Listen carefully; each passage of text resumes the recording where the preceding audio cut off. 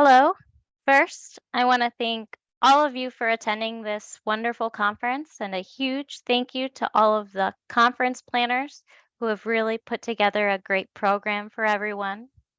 Kudos to all of you, and again, thank you for having me. First, let me introduce myself. I am Claire Jara, ECMO coordinator at Maine Medical Center, and I've been a perfusionist for a decade and have been in the ECMO coordinator role for the past 4 years. Today, I want to highlight our single center experience with building an ECMO program, specifically focusing on how we have worked hard to put an emphasis on safety and promote a culture of safety every step of the way.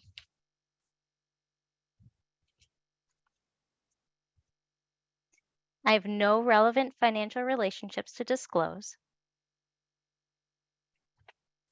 Let me introduce Maine Medical Center. We are a tertiary care 700-bed hospital that is part of a larger Maine health system supporting patients in northern New England, New Hampshire, Vermont, and Maine. We are the only hospital in our health system that currently offers ECMO therapy.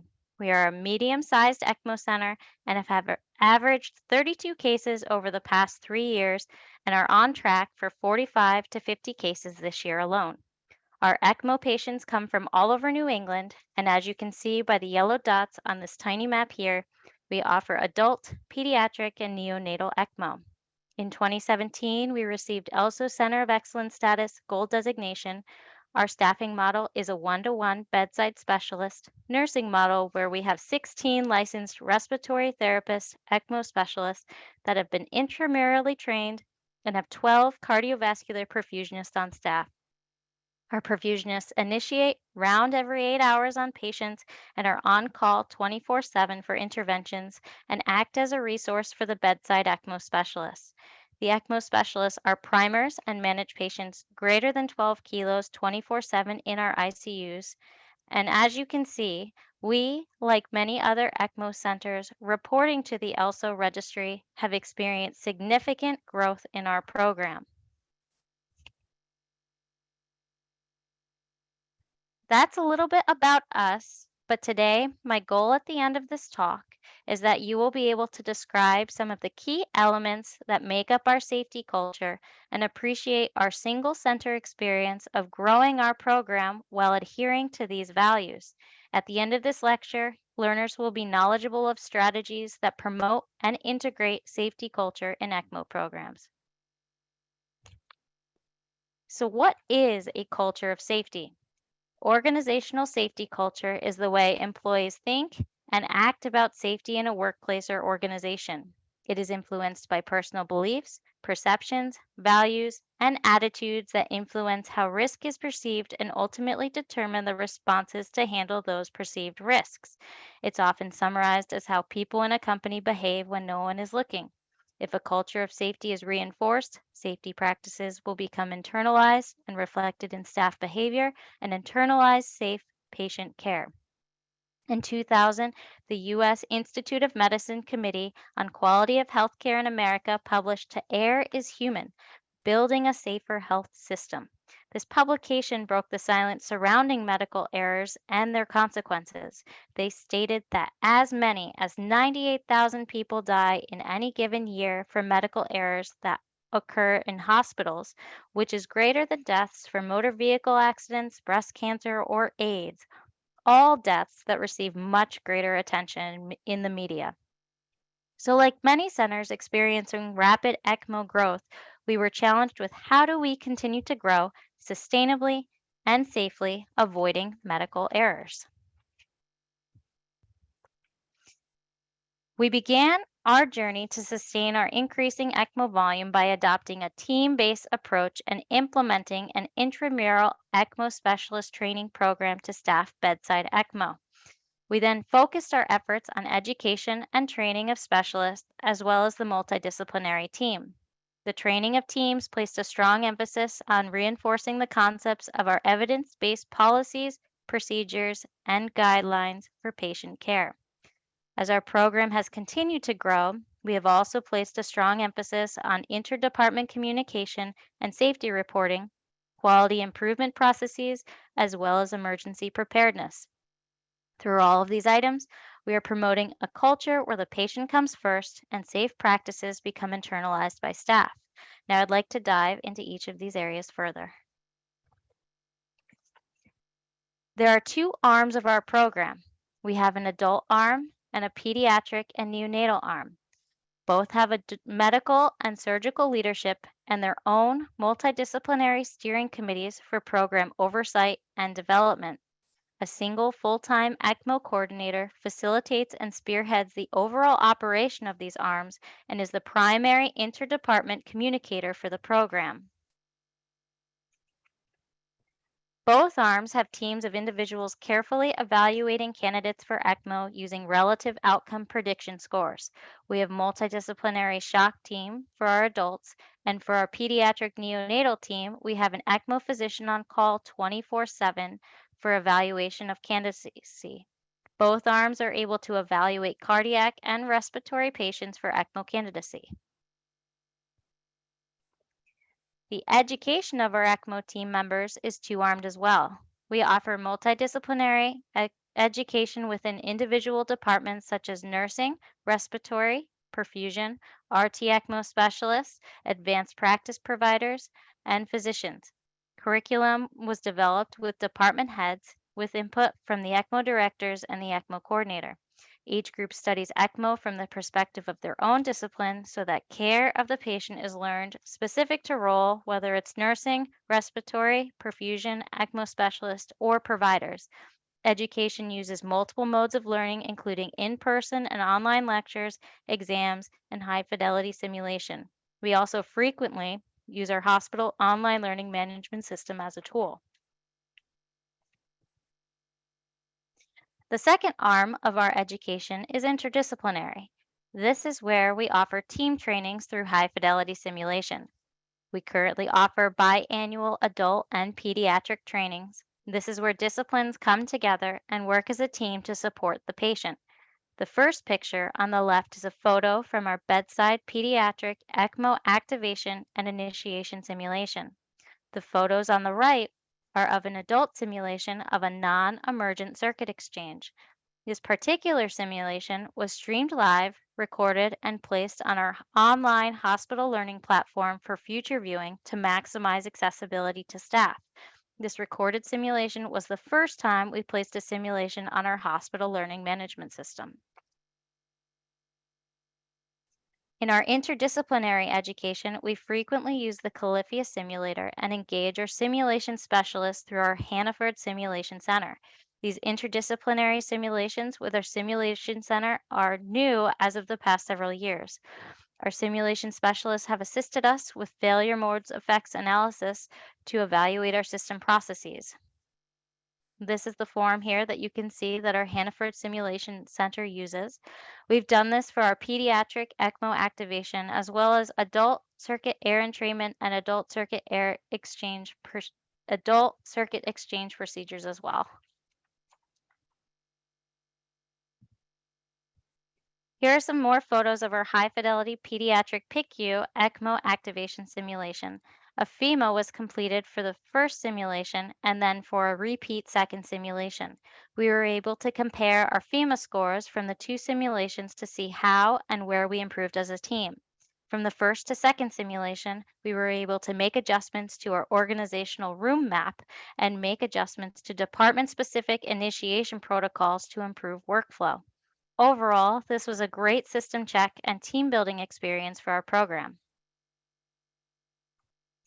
As previously mentioned, we have a multidisciplinary steering committee for both adult and pediatric teams that write and review guidelines and protocols. These are reviewed annually and are accessible to multidisciplinary staff 24/7. This photo here highlights our first ambulatory VV patient with a femoral cannula. Two members of our physical therapy department are leading the ambulation. Our mobilization and ambulatory guidelines were spearheaded by our physical therapy department in collaboration with other disciplines and approved by our ECMO steering committee members. Having evidence-based guidelines developed and approved by a highly motivated team made this high-risk ambulation possible.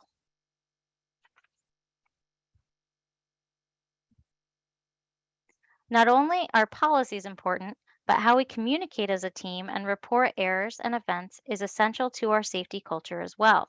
Daily communication regarding patient management occurs at daily multidisciplinary ICU rounds where everyone is encouraged to speak up. In addition, we have bi monthly specialist perfusionist team meetings to discuss team updates, recent cases, and review recent publications as a hybrid team. These team meetings always have a virtual option and are recorded for future viewing. Additionally, daily huddles occur on departmental teams to discuss day to day issues. For example, two teams with daily huddles include perfusion and nursing. ECMO is discussed as needed at these huddles. Our ECMO team also uses the hospital Microsoft Teams platform to hold and record meetings and communicate important program information. Meetings are often held virtually to maximize attendance, and the perfusion department and cardiac nursing OR staff use Slack to communicate important information as well. Communication is frequent and across many teams. This fosters transparency, collaboration, and ultimately respect across disciplines in our program. In addition, safety reporting concerns is always encouraged. For this, we have a hospital safety reporting platform for the reporting of equipment malfunctions, medical errors, or near misses. Root cause analysis may be performed in certain situations where a fishbone diagram of events is used. Confidential monthly M&Ms are held within the adult arm of our program, and pediatric neonatal M&Ms are held as needed, and quality meetings are held quarterly. I also want to highlight that any member of our team can request a case debrief to promote employee wellness. We recognize that ECMO cases can be emotionally taxing, and sometimes adverse events happen that are not necessarily safety issues requiring any formal reporting, but can cause overall distress for care team members. For this reason, whenever there is a case request for a debrief, the request is reviewed by the ECMO coordinator and directors, and as needed, the attending employee wellness and ECMO coordinator or ECMO medical director moderate a session where team members can discuss their role in a case and ultimately find closure in the events that occurred and the outcome of the case. This is not an M&M, but an opportunity for members of the team to come together and speak freely to find closure. These debriefs have become very popular in our program and have fostered an open line of communication across disciplines. Our largest debrief to date invited over 90 care team members with over 35 people attending.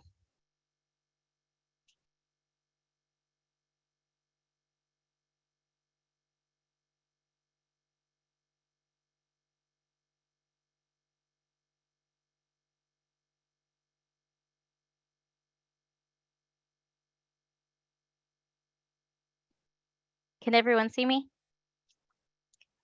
Can I continue?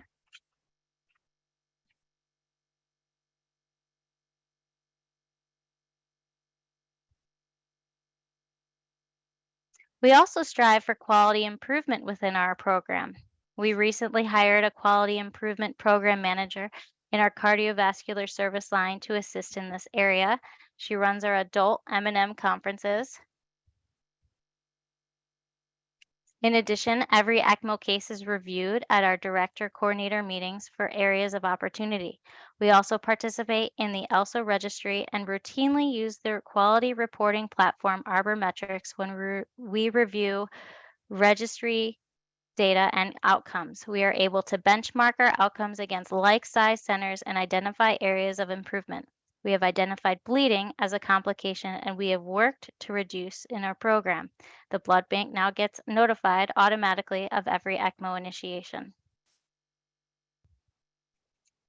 And lastly, I want to discuss the concept of emergency management.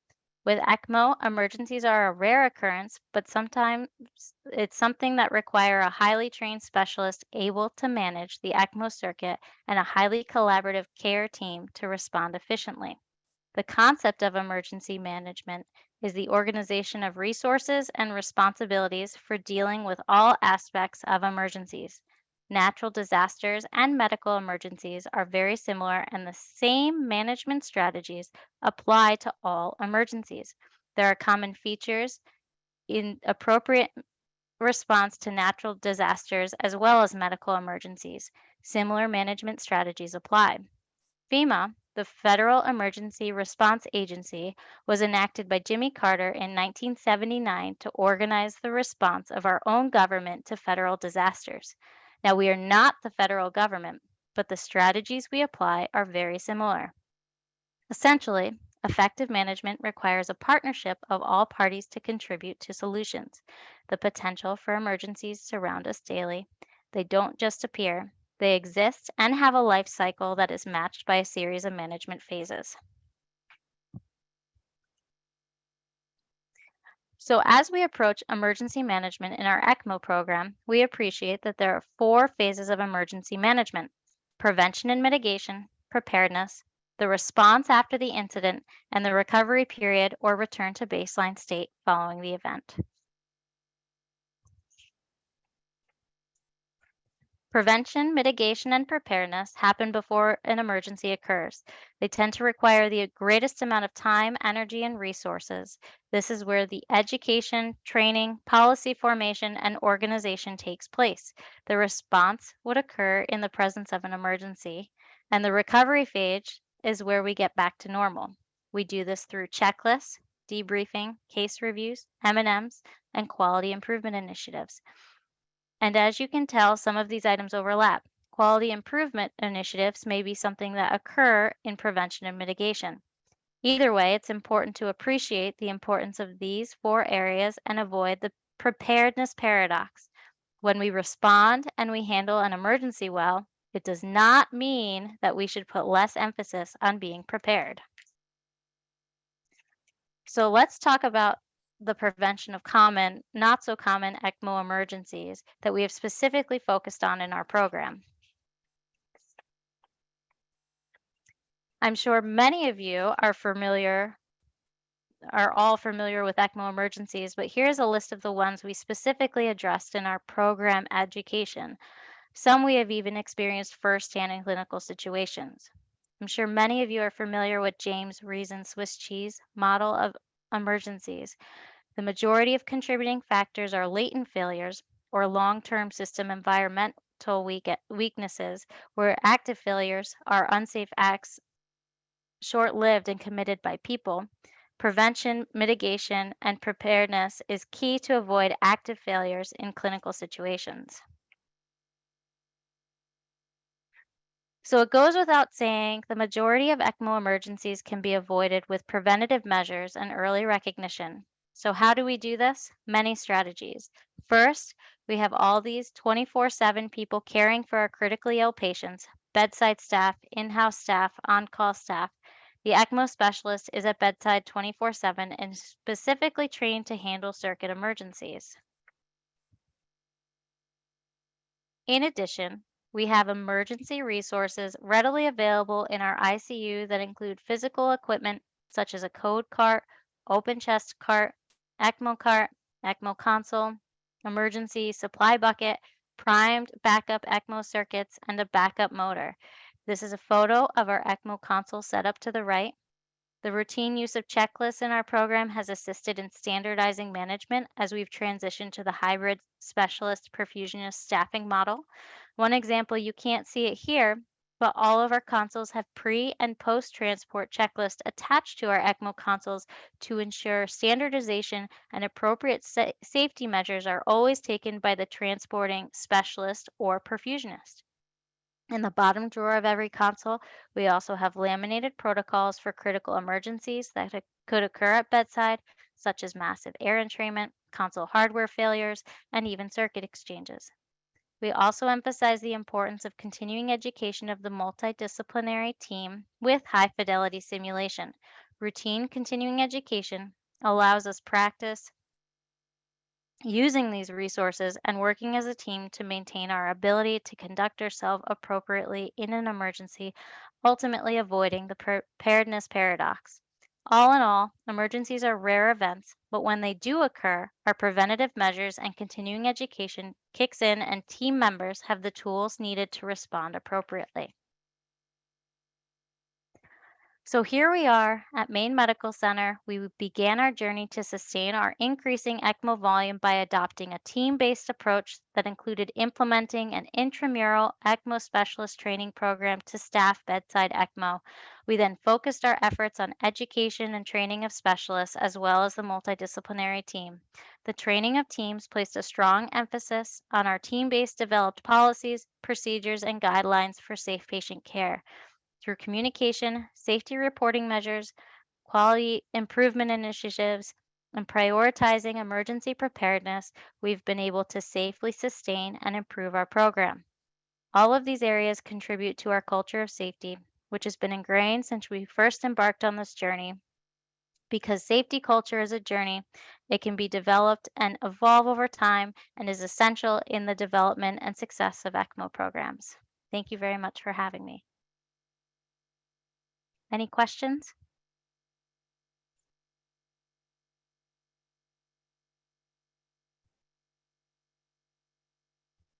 One of the questions in the chat is, I love the differential arms for adult versus neopeds ECMO approach. Was this a major challenge on your part to have buy-in from all key stakeholders? That's actually a great question. This was actually supported by stakeholders. Our adult team felt that they weren't the appropriate individuals to lead our neo-peds group in terms of policies and procedures and practice.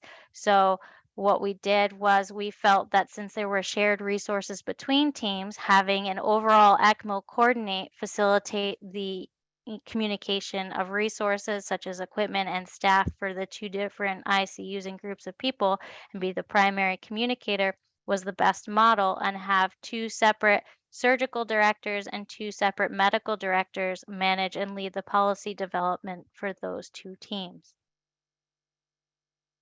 Great question.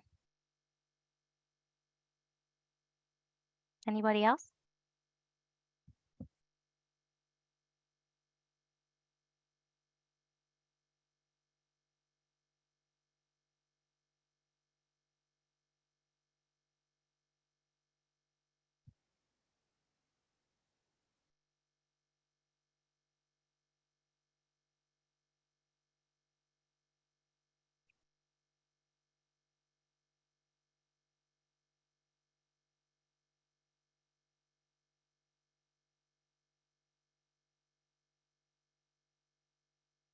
Well, thank you all for having me. And if there are no further questions, I hope you all enjoy the rest of this conference. Oh, there's another question. How often are high fidelity simulations? We have an agreement with our Hannaford Simulations Center that they are available to support us with their resources twice a year, twice for the adult team, once in the spring and once in the fall, and same with the pediatric group, once in the spring and once in the fall. So twice a year. So we do them about 4 times a year with the simulation center. Now, that being said, we have done them without the simulation center, but those simulations are not recorded and we don't have the ability to do FEMAs since we don't have the support staff. But we can run them. They just won't be recorded and we won't have the same level of resources. Great question.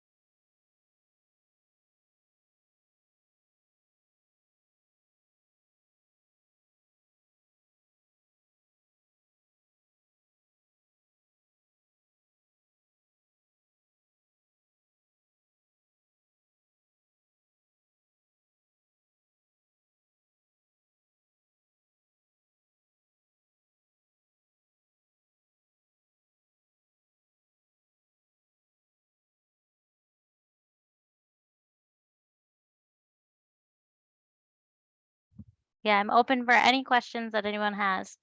Thank you all for attending this presentation.